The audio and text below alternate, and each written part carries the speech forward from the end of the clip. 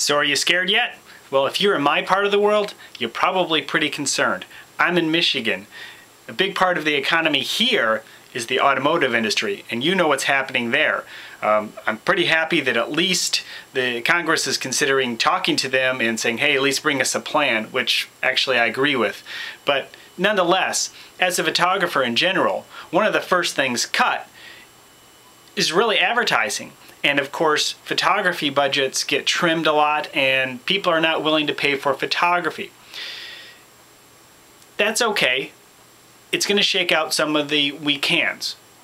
But are you a strong hand? Do you have a strong hand? Do you have a strong place? Are you prepared to work through this process as the economy changes and molds and shapes? Again, as I've said many times before, everything is changing, and you need to decide what works for you.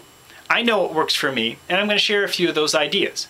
But you need to sit back and think, okay, this is working, this is not working.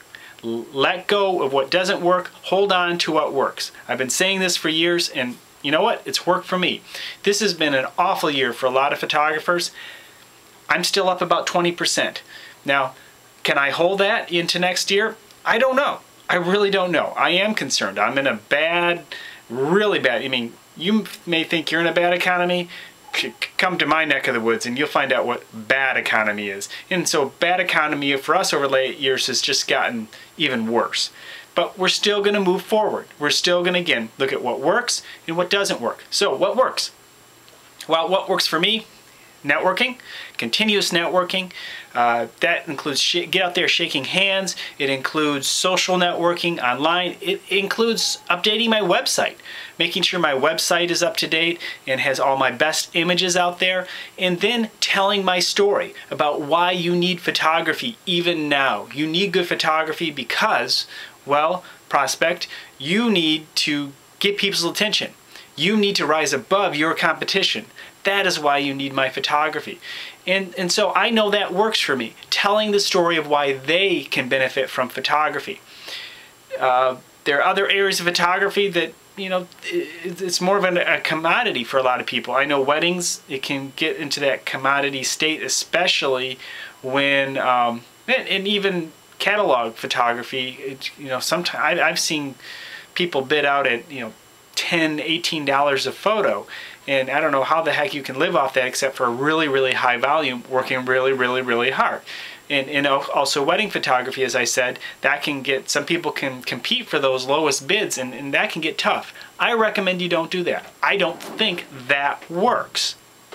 What else works?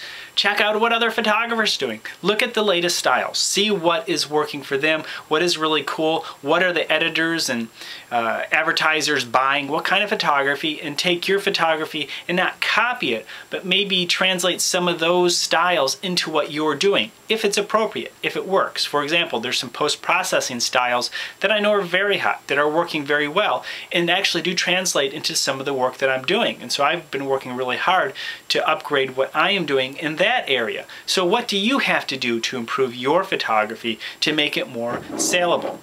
Also, what doesn't work?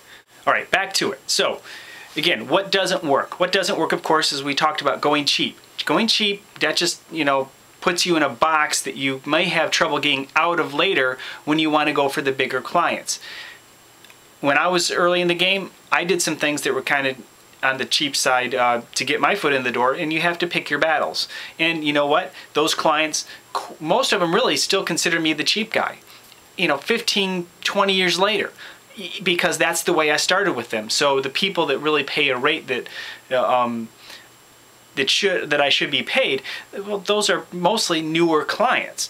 And in some of the older clients, they will not refer certain work to me. They'll only call me when they need this you know, nonprofit benefit, or a cheap shoot, because that's where they still have me in their mind. That's where they place me. They placed me there 15 years ago, and they still keep me there. And they may even know I'm doing higher end work, but that's not where I've been placed.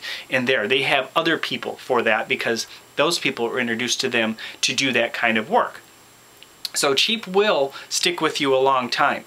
Also, again, don't go for the quick buck, and that will also ruin your reputation, going for the quick buck, because it shows. If you're just trying to get everything you can out of the client and not giving your client what they deserve, you're just going for the money, it always shows. And that can also ruin your reputation. And remember, we want to go for the long haul. If we're going to build a business, it's about going for the long term, even in a rough economy.